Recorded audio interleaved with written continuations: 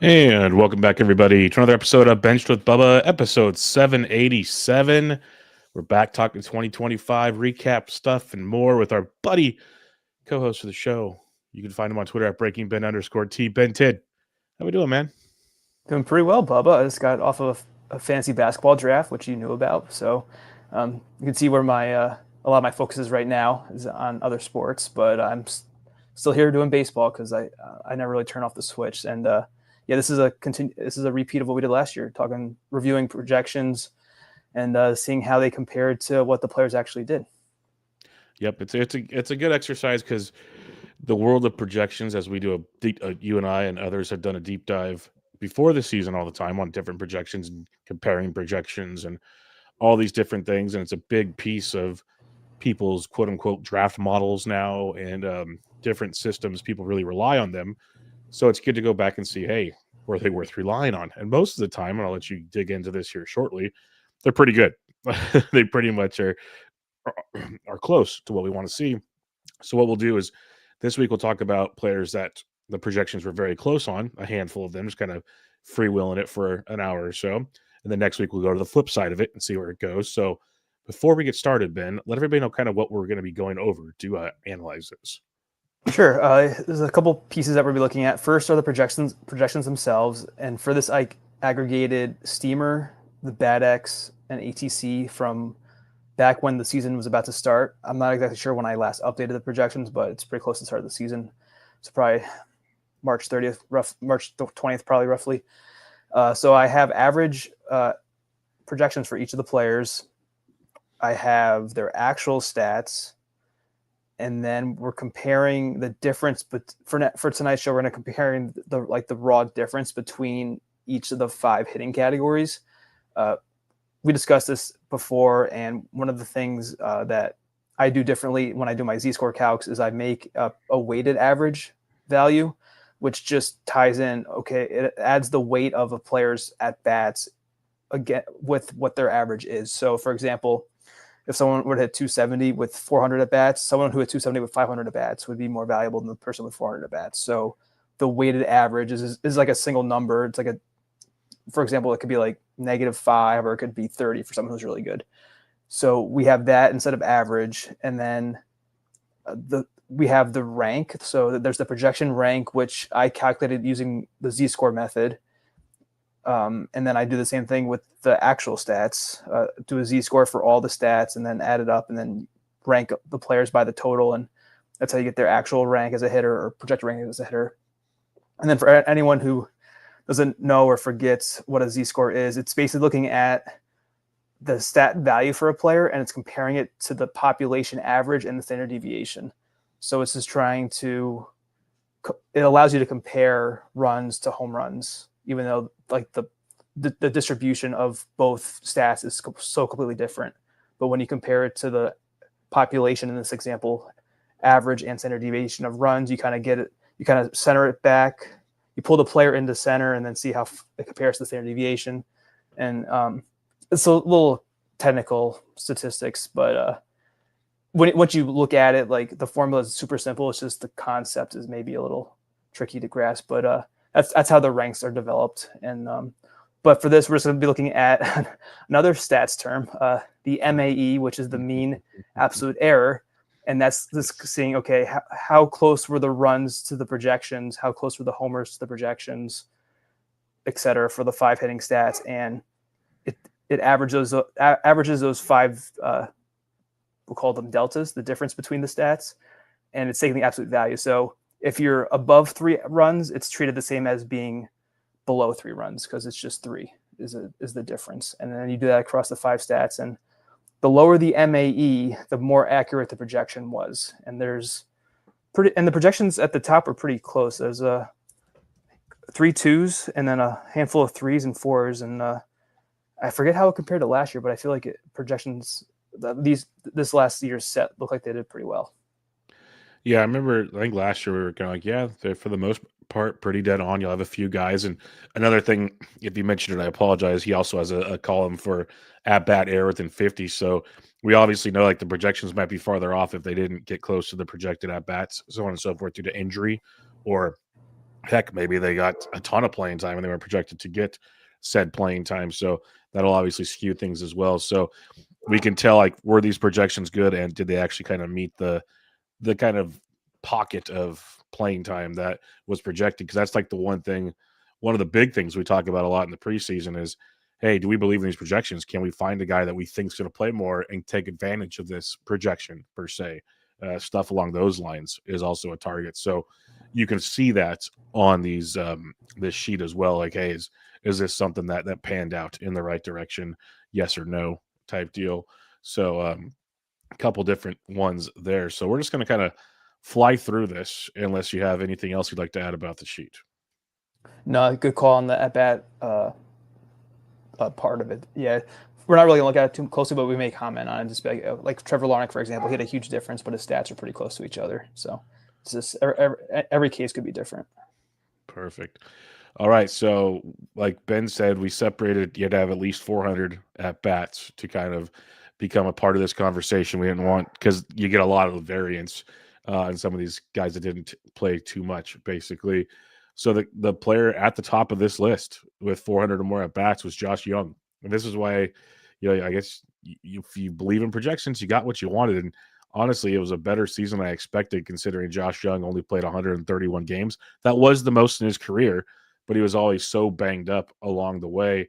But projections kind of felt like they might have baked that in, Ben, because he had a mean absolute air of 2 on the season, but was projected for 56 runs, 18 homers, 59 RBIs, 5 stolen bases. He had 53 runs, 14 homers, 61 RBIs, 4 steals, and he had let's see, 33 extra at bats to go along. So the power was down, but everything else pretty much fell in line and probably hit for a better average than they were expecting. So I guess we don't really have to talk a ton on Josh Young unless you want to, because he's not a big popular name. But to kind of kick us off here when we're looking at this sheet, how he basically the projections nailed it, and you have to imagine they factored in the fact that he just doesn't play much. Right. Yeah. I think he was injured at one point. Young. I was off on him this year because of the wrist injury he had last year. And yeah, he's had a mediocre season. I think, well, his ADP was 220 and a half across the main event. So a little bit of a discount, I think, from where he was getting taken in 2024. And yeah, he just ended up being like a mediocre deeper league bat. Didn't really move the needle much in a 12-teamer, I'm sure.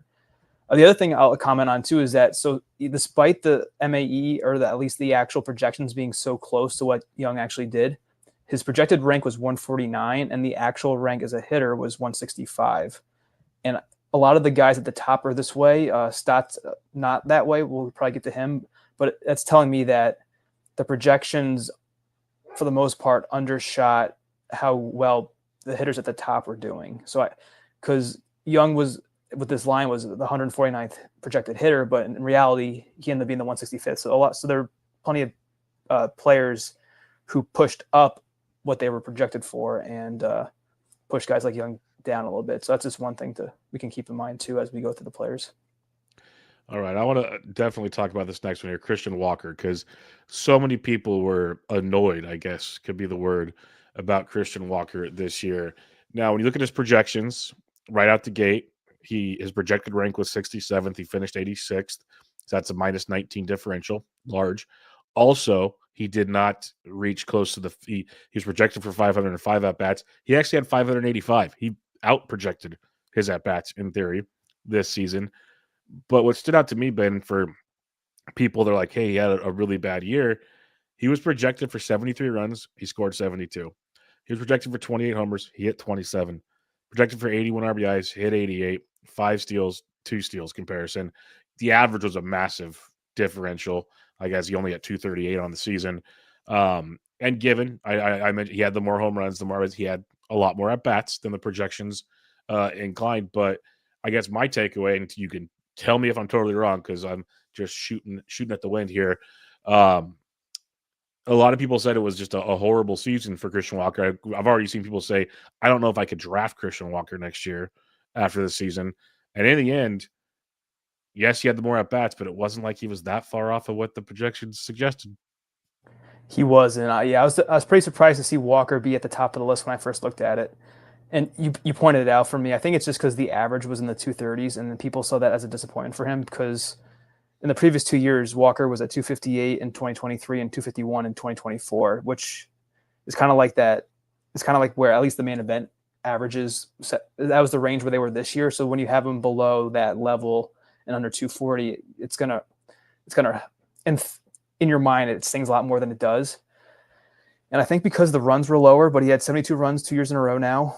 The homers were the same as 2024 for Walker. I think also people thought he had a down year last year, but he basically replicated everything except for the average, like we said. But the projections with someone like Walker, he's pretty established to this point. He's into his mid 30s, so they're probably going to do like a rolling 3-year average with a little bit of a weighting curve. I think that's what happened.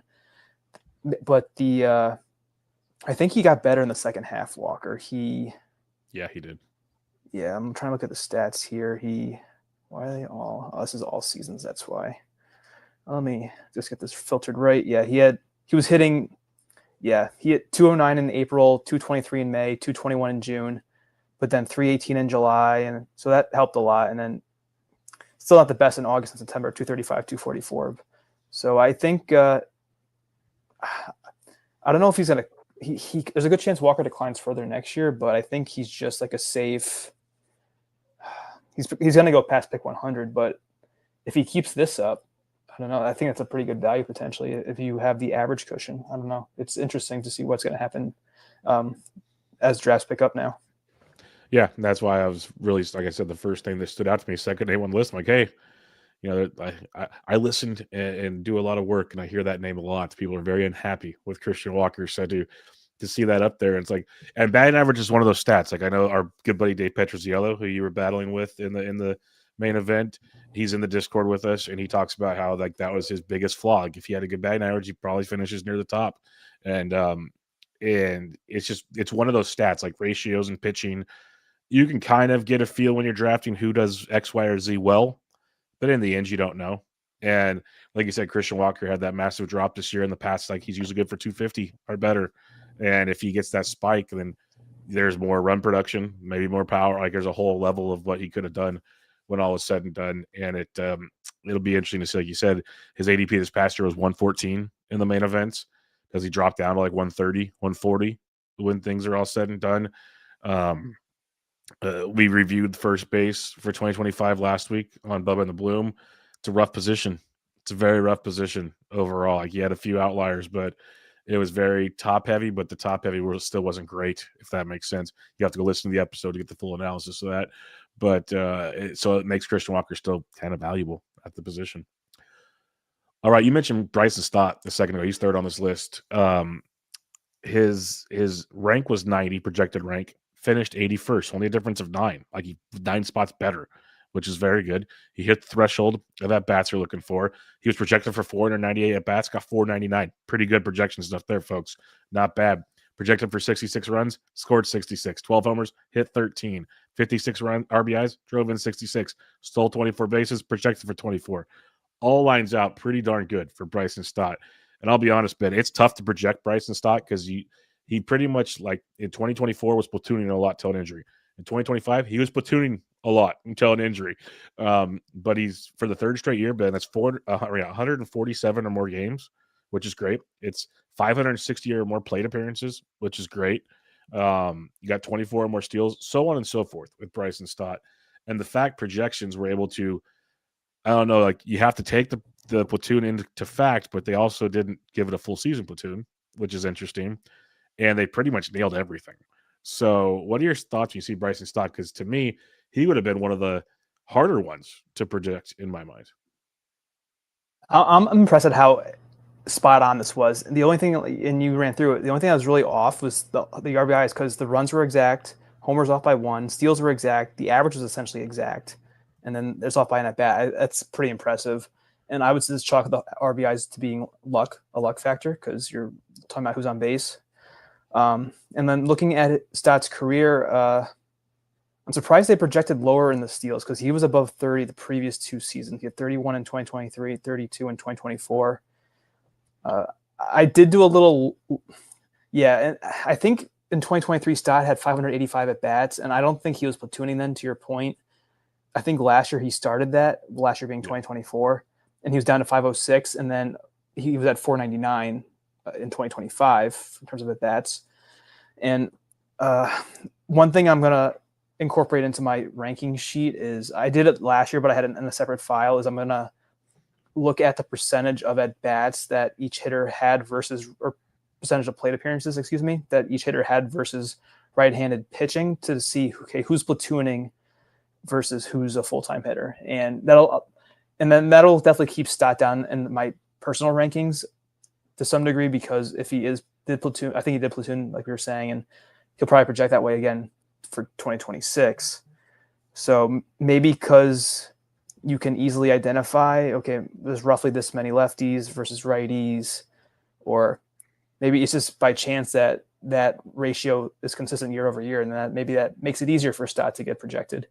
The other thing, though, that I'll point out is that actually his actual stats beat his projected hitter rank. This is the first time we've seen this. So he was the actual hitter 81 per my Z-scores, whereas the projections had him at hitter 90. So not a big jump, but I think the 10 RBIs being the only thing that changed is what moved it. I think also maybe the steals as well, because this is like our first big steals guy, Stott. So maybe the steals, the way they were distributed, kind of or played a big role in how hitters move compared to how they were projected. But yeah, so Stotts is steady. I I think I said this before. I wish I took him over Andres Jimenez in the main event that you were alluding to earlier. I probably would have had a little bit better of a season myself. Yeah, they're going right next to each other in drafts, like we talked about. ADP of 174. So it's really nice to see a projection like this, because especially for someone like you and others that I know, and I try to be the best I can, try to still follow the projections as I'm going throughout a draft. But you get to ADP 174 in a main event. Now we're talking what, round 13, 14, when you're starting to make moves and you're trying to fill in certain positions. And as you get deeper, like 174 in a 12 team, you're in the back end of like round 16 or so. You're to get a projection that tight, actually overachieved technically, is really nice to see, because obviously the deeper a draft goes, the player has a lot more volatility likely with what's going on. So to have that one stick really, really stood out. The fourth player on the list, flip side of this, 13th ADP. So now we're going to the first round of a draft, and this is again, I know I'm gonna keep it's like a broken record a lot, but the early picks, it's really hard to pay off your price as an early pick. It's very hard to pay off your price as an early pick. Jackson Churio was hitter 17 projections, finished 42nd. That's a 25 position rank drop, but he did have a pretty good season, especially considering he has the mean absolute error of threes. The first one with 3, the first 3 had only 2, so pretty darn close to what's going on. But Churio missed a lot of time with an injury. Still managed to get 549 at bats compared to his projected 580. So it was down 31 at bats, but he still had 23 homers to the 21 homers to the projected 23, 78 RBIs to the projected 80, 21 steals projected 26. So what I'm trying to get at here is another player that many people were quote unquote disappointed with this season nearly nailed the projections with a lot less playing time, Ben. Yeah, and I guess that I could go to his ADP not really matching what the projections were saying.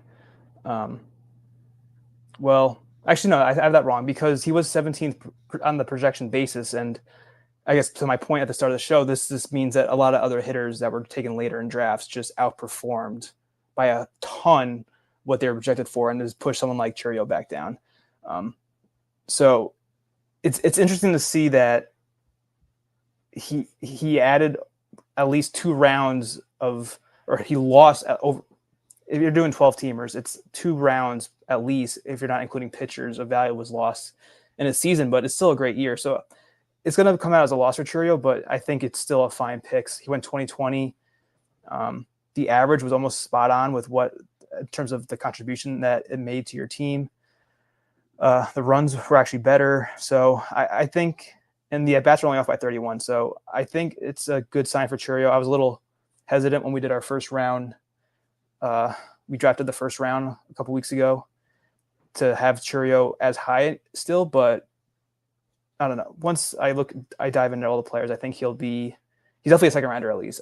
probably leans early second for me. I think you had him in the first round still because, well, you've always loved Churio. I'm biased, yes. Yeah. Well, it's not really a bias. I mean, if he was on the Giants, I'd say it's a bias, but he's always caught your eye, which I understand. He's young. He's like 22, I think, Churio. But like, look at this. So, okay, this isn't a preview for 2026, but let's just throw it out there. What he accomplished this year is 131 games. So let's say he plays 150 games. Now he's 25, maybe gets you 90 RBIs and almost 100 runs. You could debate a first round pick there. Definitely early second, but like he's not far off from the first round by any means. Like right, he's only 21. Ceiling. He's 21. Yes. Yeah, he has that ceiling. So you're trying to target, okay, what's his baseline that you're comfortable assuming you're going to get from Churio versus the floor and then the upside at the same time. I think the floor is pretty high with him because of his age and what he's done in his first 2 seasons. It's just a matter if he can actually hit that upper level like someone like your other boy, Junior Camaro did this year. Yes. So, and at least in Churio's favor, I think he has 2 full years now under his belt. So you could see him taking that kind of leap, and then maybe he's like a top 5 pick next year, Churio, if he goes 30-30, because he has it in him. So agreed. So we're crossing our fingers on that one. All right, we'll go to the flip side again on this one. We go from the 13th ADP to the 343rd. And so this is where really, if you trust your projections in the end game, things worked out well for you. Josh Bell, projected hitting rank 157, finished 162. So 5 spots off, not horrible, all things considered. But what he did really well, he was projected for 17 homers, hit 22. RBIs are pretty much in line. He fell just slightly in runs from 57 projected to 54. Batting average was a major downer for Josh Bell this season. He only hit 237 after back-to-back years, or he's been over 247 for 4 straight seasons. So that was a decent drop for Josh Bell. But before I give you the reins on this one, I do just want to give him some props here. It's been at least 140 games played since 2021. If you take the COVID season out, since 2017. So he's pretty reliable in that sense. He's hit at least 17 home runs in all but 1 season since 2017.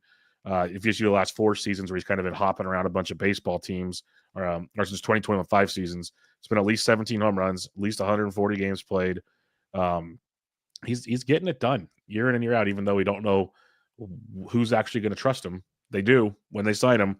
So what's your thoughts when you see a guy like Josh Bell? Again, this is pick 343 in a 12-teamer. This is one of your final picks. In a 15, it's still one of your like last 4 or 5 picks. What do you think when you see a Josh Bell like this? Well, it's just funny how accurate they have someone as like Churio and then someone as Josh Bell who's taken so much later. Like they're right next to each other. It's just funny how the projections can be like that for 2 completely different players.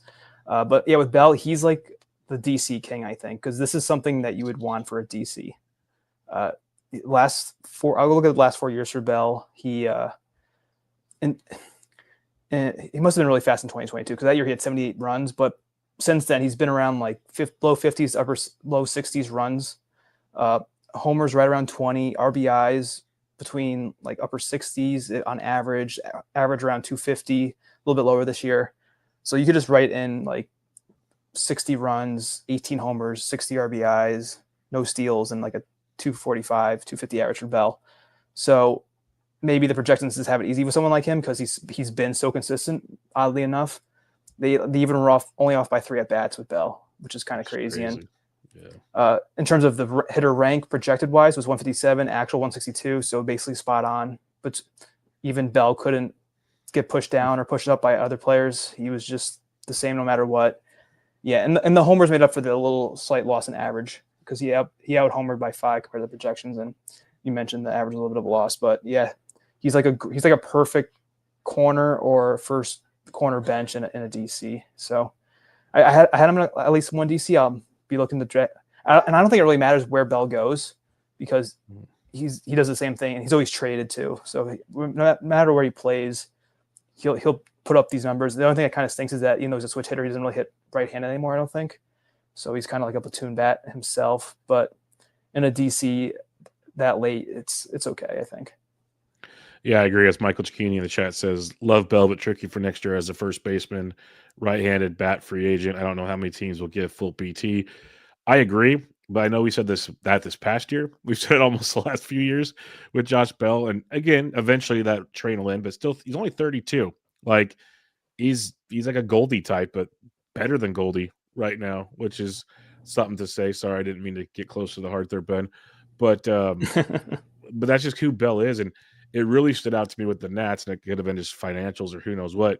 They traded Nathaniel Lowe instead of Josh Bell. Maybe the team, maybe they like or the DFA'd Nathaniel Lowe and kept Josh Bell when they made those trades. So the teams they're not like overly excited for Josh Bell, but the teams that signed him are like, okay, we're gonna play him. Is what it comes down. Like he's the new Carlos Santana. It feels like he might get a couple more years out of him, and like you said, perfect for DCs because I had plenty DC Josh Bell shares. All right, JT Real Muto, another guy that many disappointed in this past season because he doesn't steal like he used to. But I'm going to say this much: he was projected for 8 stolen bases. Ben, he stole 8 bags. He does not. But let's put a caveat here, real quick. He exceeds the 50 at bats thing. He actually had 502 at bats this year. He was only projected for 400. So that's a 102 at bat jump, which helped him bake things in, which kind of makes me actually think he did stink this year because the steals are in line with the extra at bats, but he was projected for 16 home runs, Ben. He only had 12. RBIs projected for 55, only had 52. Like he matched his projection, but it took 102 more at bats to match that projection. Yeah, I'm glad you pointed that out because I was off on JTR going into the season because I thought he was just getting too old and the steals wouldn't come back. And sure enough, he only had well, 8 is pretty good for a catcher, but the 12 homers is pretty poor. The average was fine. I guess it's okay for a catcher, but his stats are kind of like Keibert Ruiz, maybe the way we were projecting Ruiz to hit.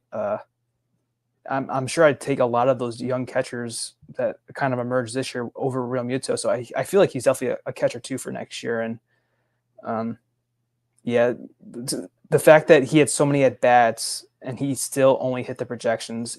He had 25% more at bats and he could only meet what he was projected for Real Muto. So that signals to me that his skills are definitely declining now, and he's going to be 35 next year. So I doubt it. I take him again. Unless the price is super, super late. Yeah, it's got to be cheap catcher 2 material to be in play for me. Another boring first baseman. Let's talk Josh Bell, the 7th player on this list that was most, I guess, accurately projected here. Nolan Schanuel, and he missed time on the IL, but a boring guy that we go like, okay, he hits for great contact, so the average is usually going to be pretty good. And it was hit 264 this year. Very solid in that regard. Plate discipline's amazing. 12.6% K rate, 10.5% walk rate.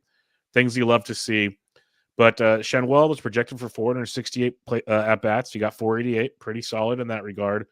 Projected for 10 homers, hit 12, 53 RBIs, projected for 49. So he nearly matched his projection. It was pretty accurate, and he exceeded the hitter projection rank from 162 to 146. So it's kind of a boring profile, I guess, for the first base position, Ben. But is the fact he projects this way kind of interest you in any way, the way you like to draft, I guess?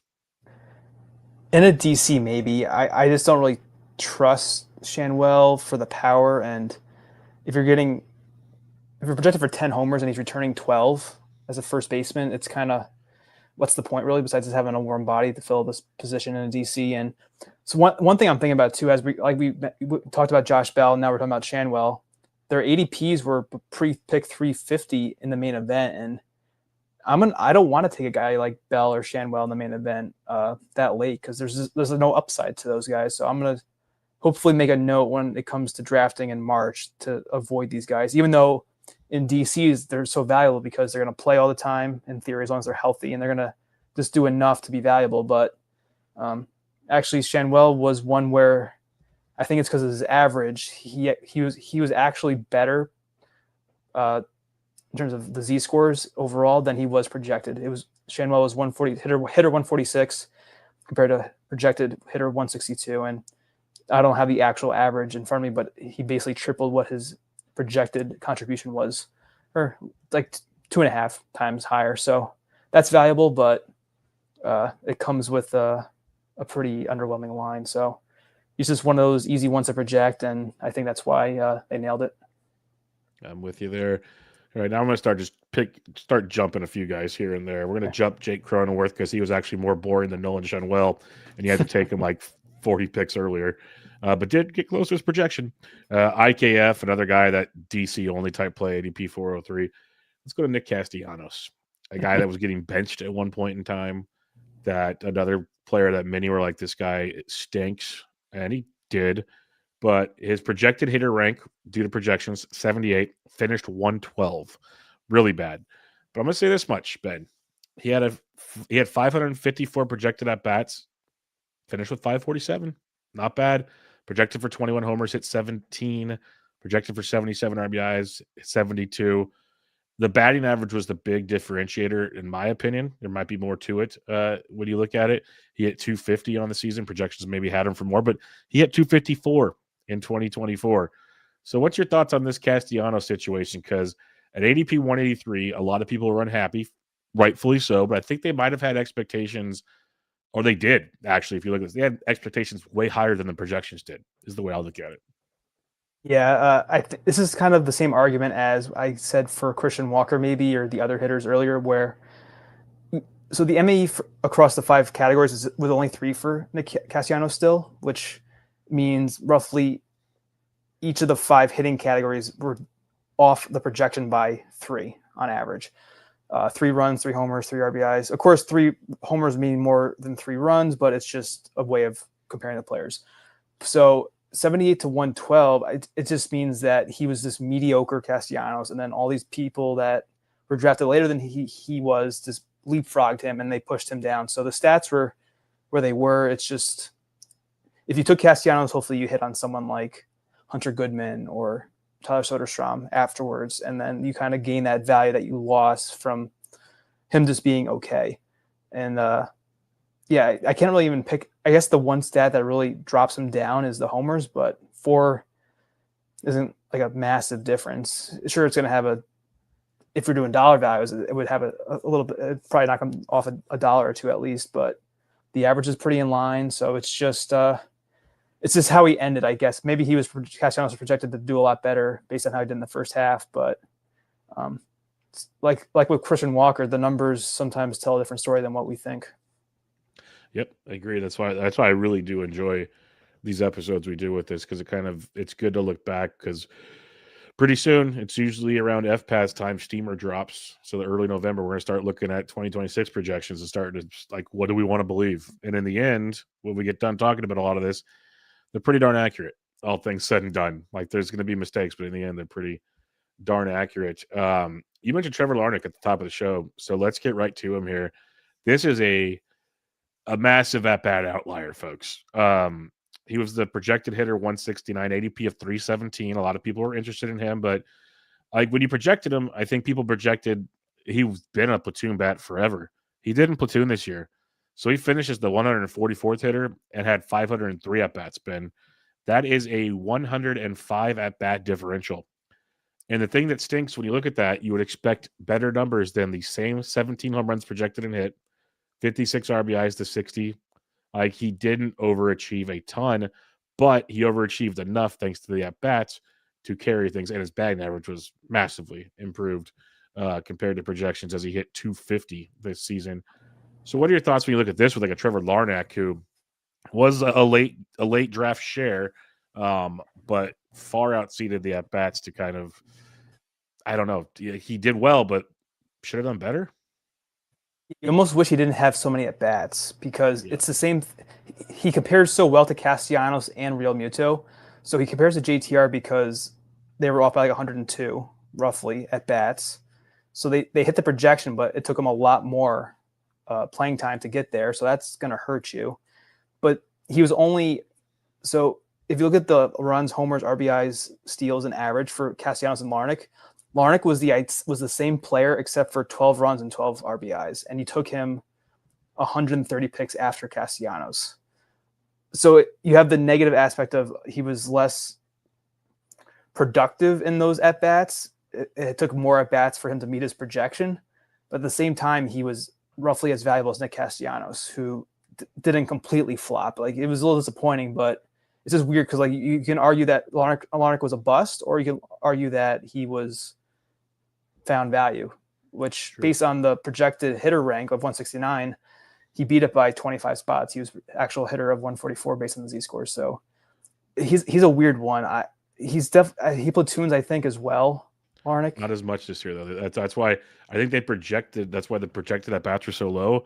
Is he wasn't a hardcore platoon coming into the season, and as the season went on, it disappeared. Like he lost.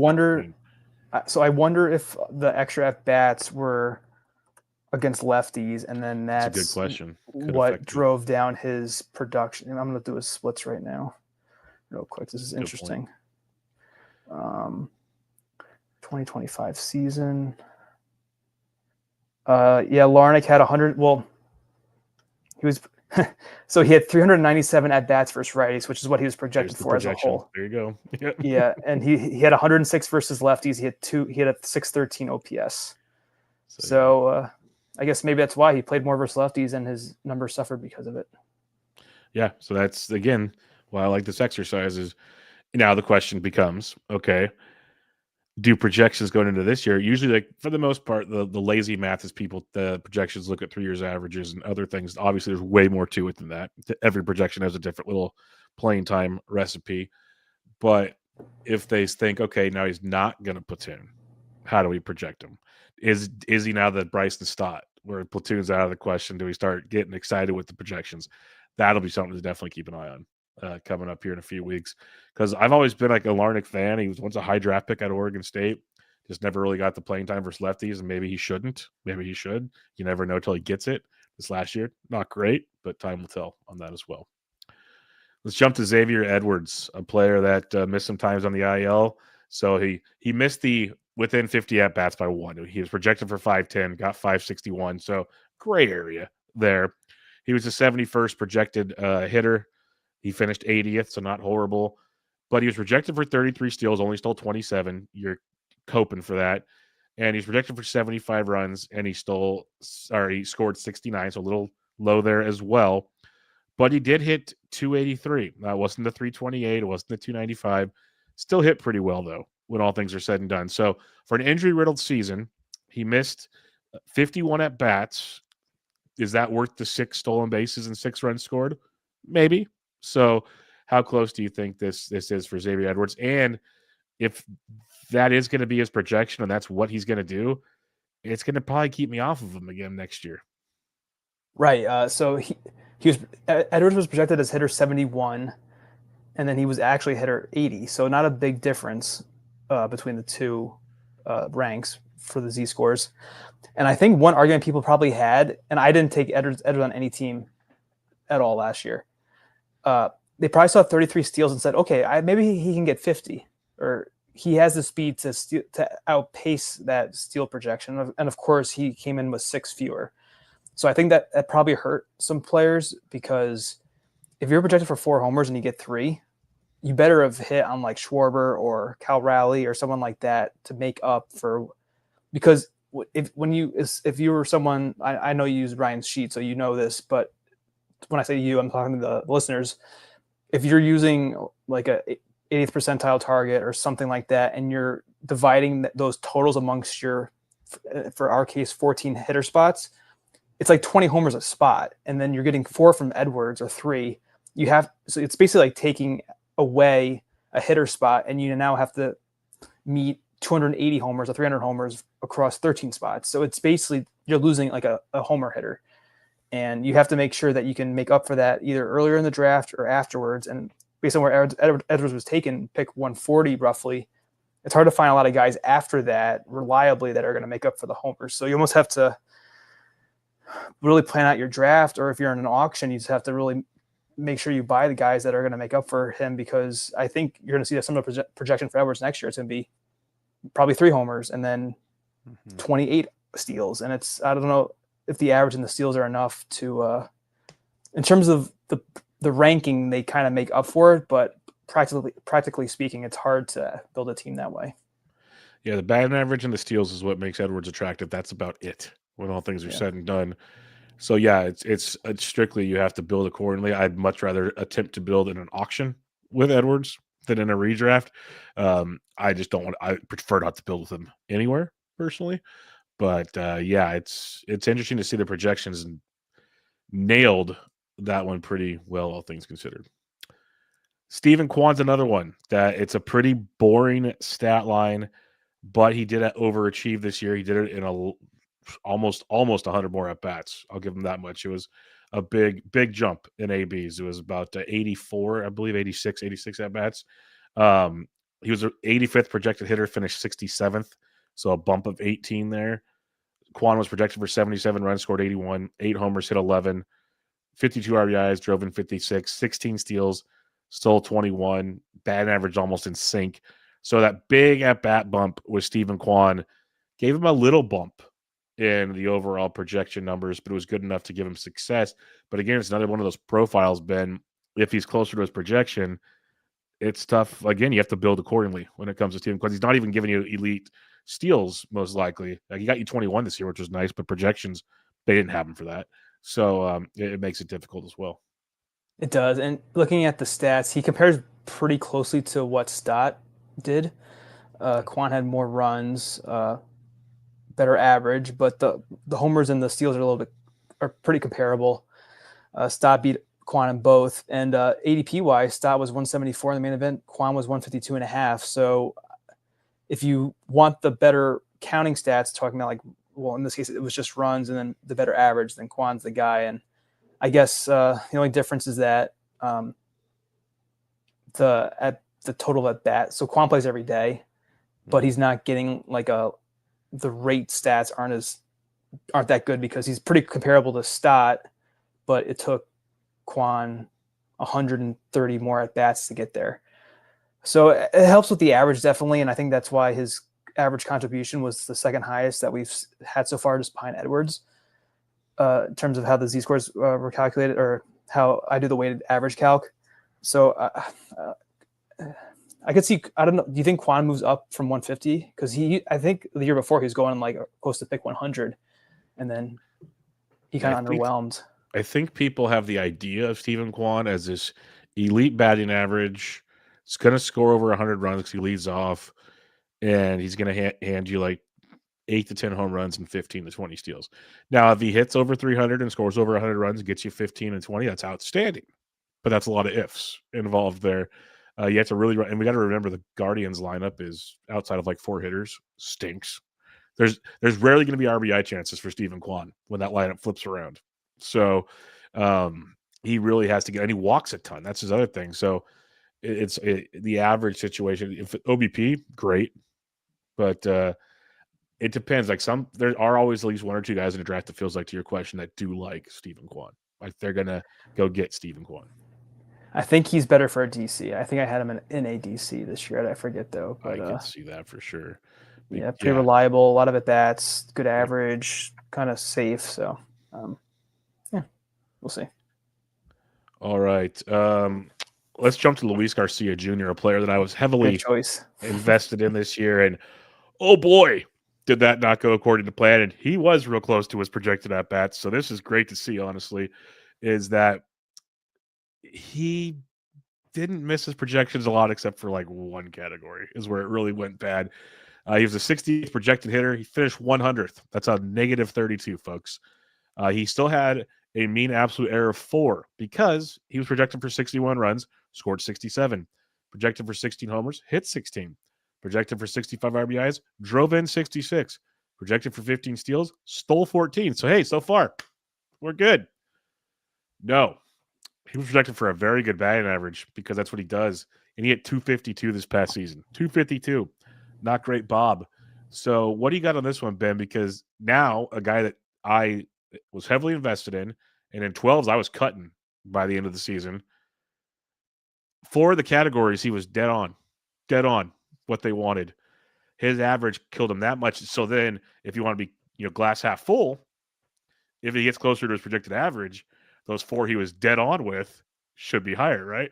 So it's the tough one. So what's your thoughts here on Luis Garcia Jr., who I know I was not alone in being very optimistic on him, But again, seeing that like he's another Christian Walker to me, it's like, okay, what I thought I was getting, he almost did. And just one category crushed him.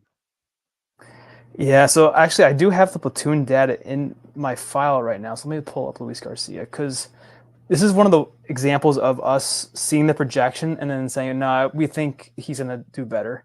Because a lot of the things against Luis Garcia Jr. were the platoon potential. I think he started facing lefties more often at the end of 2024, and we were hoping that would carry over to 2025. But then they signed. I think they signed Ahmed Rosario. They had another right-handed infielder that could play second and platoon with Luis Garcia. So it kind of took me off of him.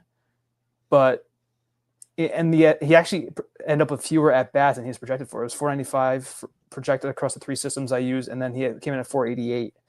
And so looking at his platoon stats, so I consider, based on how the distribution worked, like if 67% to 80% of your at bats are versus right-handed pitchers, you're probably full time. But of course, as you get to the ends, it's kind of more questionable.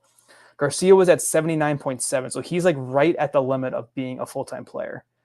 He had 419 play appearances versus righties, 107 versus lefties. So he's just there at being what I would consider a platoon bat. You could argue he actually was one. So that hurts, especially when you're taking him at pick 132. That's too early for a platoon bat. And I think the average is what allowed him to be projected as hitter 68. But as we were saying all year, I was complaining about average of my main event team that finished really well. You can't really bank on the average to come through. Of course, as you mentioned, Garcia hit his runs, homers, RBIs, and steals almost perfectly. And that's why his MAE was so low. So this is a good example of how sometimes the projections should ground us in our hopes for a player, especially also too with Garcia. I think he was 25 this year. We were hoping that he would just take off from where he was almost 2020 and 2024 and maybe go 25-25 if they played him every day, which the Nationals should because they stink and he's young and he should try to hit lefties better. But yeah, this is another win for the projections, and it definitely didn't really pay off if you took him being Luis Garcia Jr. that early. But I don't know. There's going to be players like this every year, and hopefully we can just listen to the projections when they're telling us not to take them where we're taking them. Yeah, I'm stubborn, Ben. I'm stubborn. So that's the problem. Like he had 139 games this year, 140 last year. So it's back-to-back platoon seasons to your point. But this is where my stubbornness starts to play. He had a career best barrel rate of 9%, up from 8% last year. Career best hard hit rate of 45.8, up from 41.7. Max EV of 111.7 is very good. If you believe in XBA, and I always said X stats, if there's a wide enough gap, I'm interested. His average is 252. His XBA was 291. His slug was 412. X slug 481. Woba was 300. X Woba with 348. Like there's gaps there that tell me this is a much better ball player, which gets me. And maybe the facing the lefties is what lowered things there when all things were said and done. But man, it's just one of those things. Like now he's probably going to drop an ADP this year, so that'll be a discussion point at another date and time. But it's just so hard. Like I'm not as invested as I was this year, but I'm still very interested in Luis Garcia, especially final cherry on this one. Second base is horrific, absolutely horrific. So like even if he is platooning for 140 games, and I just learned to trust the projection and take the discounted price, it's still not a bad ball player. And that's kind of where I have to like sit back and go, okay, this is where it is, and maybe there's another level to it. That it's only one. It's multiple maybes now compared to last year's one maybe. So we'll see. All right, we're skipping Brendan Donovan because he's pretty much vanilla, like a couple of guys we talked about earlier. Hits for an elite average, which bumped him this past year. I want to go to Gleyber Torres, Ben, because this is a player we talked about recently on one of your recap shows in Gleyber Torres. And this is a guy that I know he's really annoyed people in recent seasons because he had that monster, the 24 home run and then 25 home run seasons. It's kind of backpedaled in recent years. Goes to Detroit. Everyone's kind of like, oh no, bad ballpark. Projections had him as the 93rd hitter. Projected for 17 home runs, 72 runs, 67 RBIs, 8 steals. Not a bad season at an ADP of 235. That's actually a pretty strong projection at ADP of 235. Well, Ben, He was projected as the 93rd hitter. He finished 96th. That's pretty good, folks. He had 550 at bats projected, finished with 532, but he had 79 runs, 16 homers, 79 RBIs, 74 runs, or no, 79 runs, 74 RBIs, sorry, and 4 steals. So he nearly nailed the projections outside of the stolen bases, I guess, but he overachieved elsewhere. So when you look at a guy like Gleyber Torres, Ben, who you obviously have experience with this year, how do you look at that projection, which was pretty dead to nuts right there? Yeah, I think this is who Glaber is now because I pulled up his year-to-year stats, and this is almost identical to 2024. He had 80 runs in 2024, 15 homers, 63 RBIs, 4 steals again, 257 average. So only the real difference was he had 9 fewer runs or RBIs in 2024 than 2025. So we're probably going to see a pretty similar average or projection for Glaber next year. And if he goes past pick 200, I think he's another good target because that's why I took him in that main event was because he was projected to hit like leadoff or second or third for the Tigers. He hit there basically all year, and I think he got hurt. So there's a chance that he could have gotten more than 530 at bats if he was there for the whole year.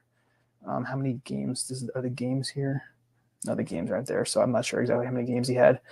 But yeah, he's kind of like one of those boring players now, but he could be valuable in the right scenario. A great DC pick, I think, too. Yep. Especially at this ADP. Maybe Glaber moves up a little bit, but I doubt. I can see people sleeping on him probably just because he's so bland. Yeah, it's crazy to think too. When I looked at his player page, he's only 28 years old. It feels like he's been playing forever. 28. Yeah, called up So, young. yeah, so he still has a long ways to go potentially. And yeah, don't think he's got a ceiling coming up anytime soon, but I guess you never know. Ian Happ, another guy similar to Glaber. Maybe this is who he is, Ben. That's kind of where I'm going to sit with this one.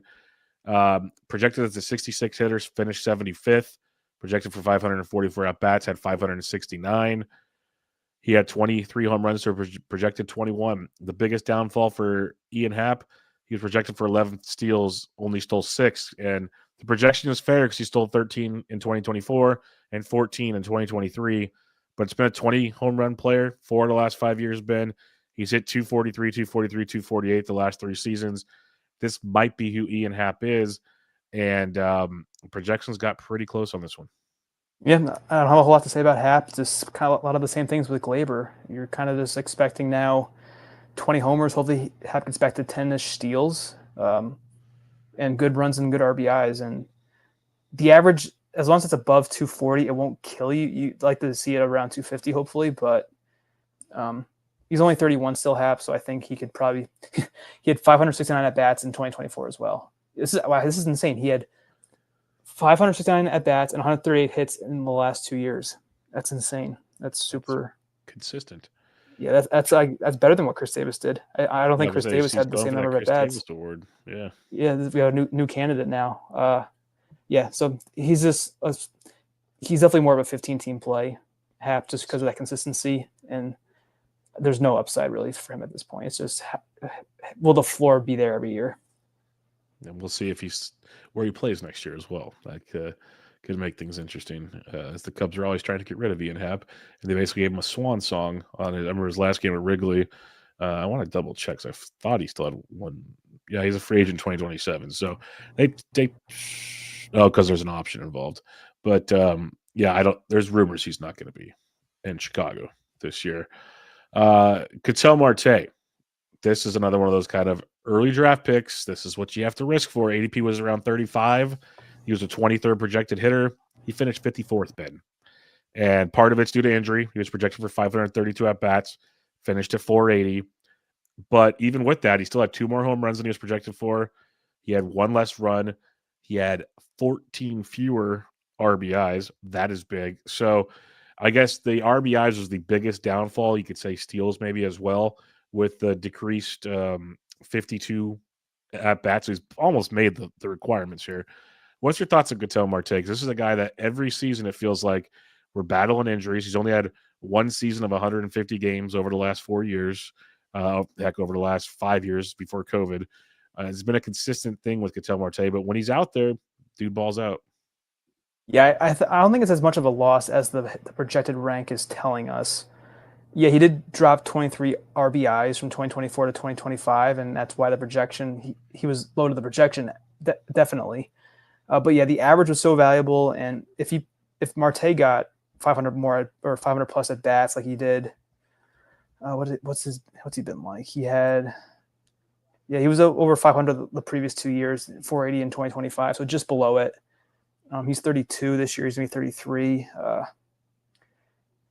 Maybe I don't know. He's probably more of a third rounder than a second rounder. I think he was a third rounder last year in the main event, but he probably went in a couple second rounds. So he's pretty set it and forget it. It's just a matter of the health, and kind of like with Bryson Stott earlier. It's just the RBIs. It's just like a luck factor, I think. But I think Marte hits like second, so maybe that plays a role into not getting as many RBIs. And Corbin Carroll had a lot more homers this year, so he wasn't on base as much. So maybe that's playing into what happened with the RBIs. But you can't really predict that. So I think even though he was the 54th hitter, Marte, right at the 23rd projected, I think it was fine, and he's got to be willing to take the gamble on his health next year. That's right. It's the yearly gamble. He is older, so like that's actually a thing when it comes to Ketel Marte. So definitely something to monitor. I'm with you. Like I've always had a tough time drafting him, but if he fell to the third or even fourth round, I'd be much more inclined to look into a Ketel Marte. Because again, second base stinks. Speaking of second base, let's look at Jazz Chisholm, the guy that for years it's like just give us a season. He did it last year, 2024. Did it again in 2025 for the most part. Did not match the at bats because he did spend time hurt, but still, even without that, was great. He's the 22nd projected hitter, finished 36, which is still great considering projected for 530 at bats. Ben finished with 462. He had 5 more home runs than he was projected for in those fewer at bats. He had 5 more RBIs.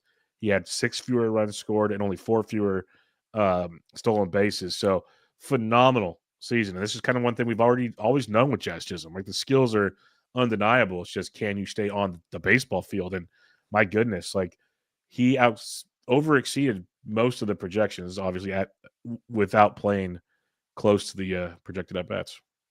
Yeah, I'm glad we touched on Jazz. I was looking down the list earlier and I saw him and I go, yeah, if you're doing that and 68th year at bat, that's massive. But of course with Jazz though, he's always hurt. So if he does get like a full season, he could approach 40-40 maybe. Of course, I'm being pie in the sky, but he has that in him, I would say. Yep. At another 150 at bats, that's a third more of what he did. So it's 10 more homers, 10 more steals in theory. So it's possible.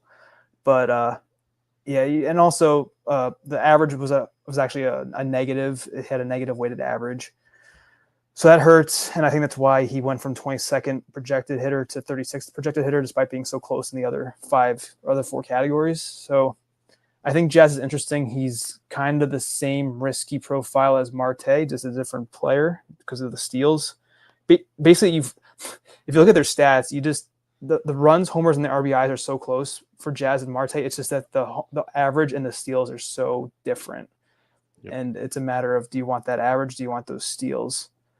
And the market wants the steals because there's like a round difference between the two of them, roughly. So it's interesting to see that now looking at the stats this way. But yeah, as a Yankee fan, I'm excited for Jazz to be on the team. He's awful in the playoffs. That's a different story. But it's a small sample. Yeah, but like the effort isn't there. Then he was yawning after the air. It's a bad look. He has attitude problems. There's no doubt about that. Eventually he's going to rub the wrong person the wrong way, and it's not going to go well. No, but for fantasy, yeah, he's a stud, and you just have to make sure that you have maybe one of these years he'll get lucky with the average and he'll hit like 260 or something. But who knows? He's fast enough to do it. He is fast enough to do it, and it's interesting because we were talking about, like, with Xavier Edwards, how do you build around him? And you can actually do Vlad or Jazz take Vlad early with that batting average skill set. You pair him with the Chaz and dude, you're rolling. Or Jazz is a great guy to build around in an auction because you could piece that together all day. It feels like so there's guys, especially again when my brain already is working towards 2026. So screw it. When you start thinking about how you want to approach, building a squad and, building auctions or building your snakes and whatnot. Jazz gives you such a ceiling. Like when auctions, you talk about I don't want to overpay by X amount. Like you were on a stream with me, and I'm sitting there like, oh shoot, now I got to cut back. Like you saved me a lot in some of those. Watching my dollars there, like Jazz is one of those. If okay, I'm going to overpay for someone, he may be worth it just because he can over exceed projections. Now, obviously, there's the flip side to Jazz. We know that you mentioned it, but you can build around him and create quite the 1-2 punch potentially. So something I'm going to keep digging in on. I got two more players I want to discuss this week before we wrap things up here. We're going to start with Yainar Diaz. Got to get another catcher in here. It's just how it rolls. But I wanted to bring him up because he's a guy I was tremendously in on this year as one of the top catchers out there. He was the 75th projected hitter, finished 131. Definite downside to him. Projected for 506 at bat. Did get 542, which is nice. But what it was really outside of projections, like he had 8 fewer runs scored. He had 1 more home run, 2 fewer RBIs. His batting average was way down from the projections. He hit 256. That's after hitting 299 and 282. Projections had him hitting much better, and that's what you drafted him for, flat out. A catcher that can hit for average and hit you 20 home runs. He did almost everything else you were looking for. Did not hit for average, Ben. So what are your thoughts when you see that Yainar Diaz line? Yeah, it's just really the average is really what just tanked that hitter rank, like you were saying. And his XBA was 278 Diaz, and he hit what 256. So it seems like he was unlucky if you're an XBA believer, which I buy into some degree.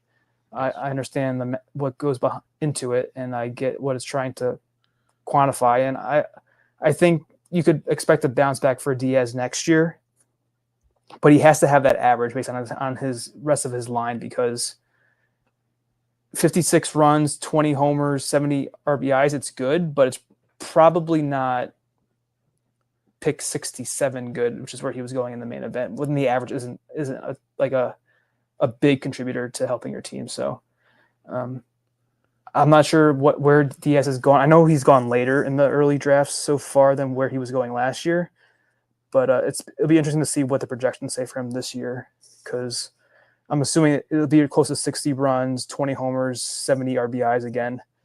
And then it's just a big question of he's not going to steal any bases. So what's the average going to look like? And like we said before with, I forget who else, but maybe Luis Garcia, you just can't really tell year to year what's going to happen average wise with a lot of these players.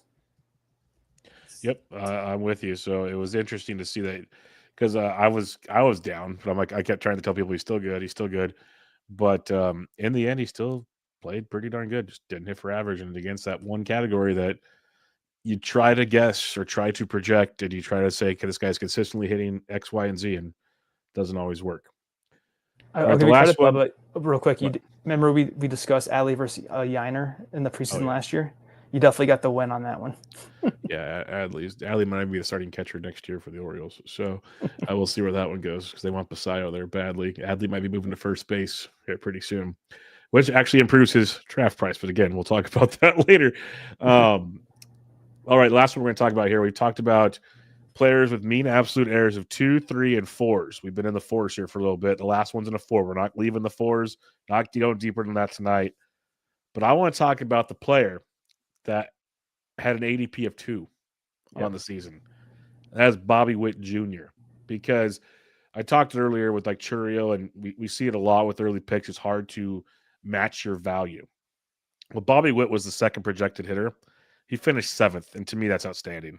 Like all things considered, especially on a year, Ben, where a lot of people like they weren't mad about Bobby Witt, but he didn't do what they thought they got for the first or second overall pick.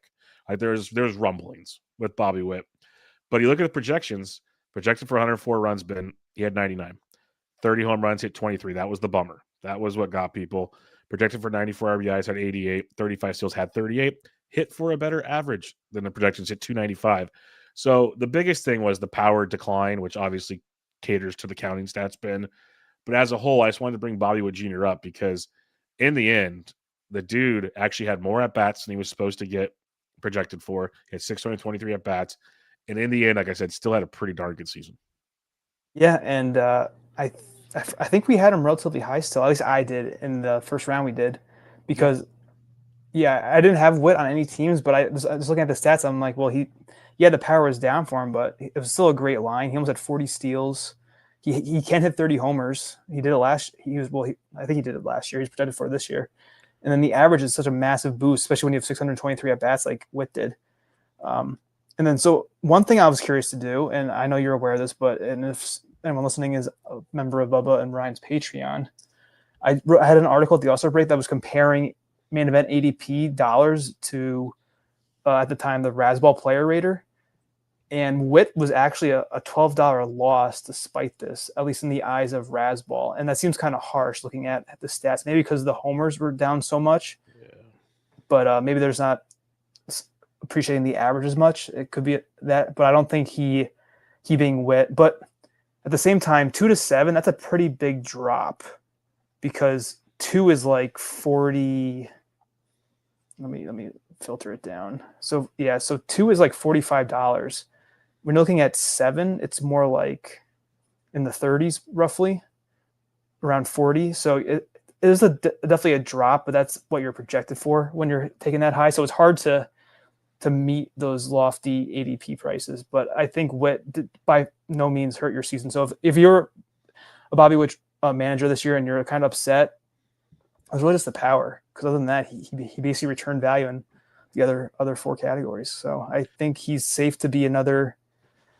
I think Witt's should be the 3rd player taken again in 2026. Yeah, because in the end, 2 to 7 is a good drop dollar wise. He's still a 1st-round pick, so that's where it's like he didn't crush you by any means. Like, was it what you wanted? If you're using some kind of aggregator while you drafted and used projections, did he let you down a little bit? Yeah, but you also hope to overachieve in other spots of your draft. He didn't underachieve that much for you. That's what I'm trying to get at.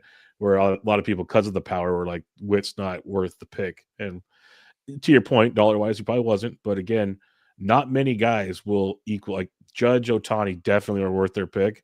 A lot of guys aren't going to be. That's just the reality of the situation. And to still be a mid-first round value, it's pretty good, like potentially. All right, we'll wrap it up there, Ben.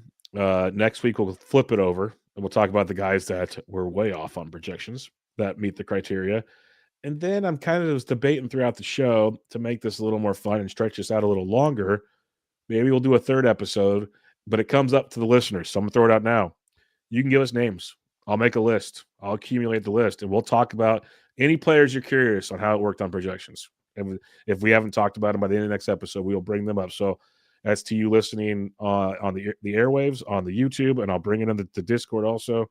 We'll do a 3rd episode of strictly what you guys want to talk about and give you all the names you want. So by the end of the 3, we'll probably hit on 50+ players and get you an idea on how the projections work. Before we leave, Ben, final thoughts on what we discussed so far, or just anything in general? It's up to you. I like that idea, Bubba. That's a good idea for the 3rd version of this show. So yeah, it's like we'll probably go. I think you were saying we're going to go over the ones that missed the most, and it's going to happen with any system. It's not going to be perfect, but it's just funny to see which players are randomly the ones that are most accurately projected. It's definitely super random, but yeah, it's hopefully listeners find it useful, or at least if you've been against projections in the past, maybe this opens your eyes to maybe incorporating them into your planning or drafting, or your prep and your drafting, kind of like I do. I definitely get caught up in them a little. I think a little too much as I'm drafting. I think I need to find a little bit better balance of maybe after a certain point I stop looking at projections, but that's another problem for down the road. So.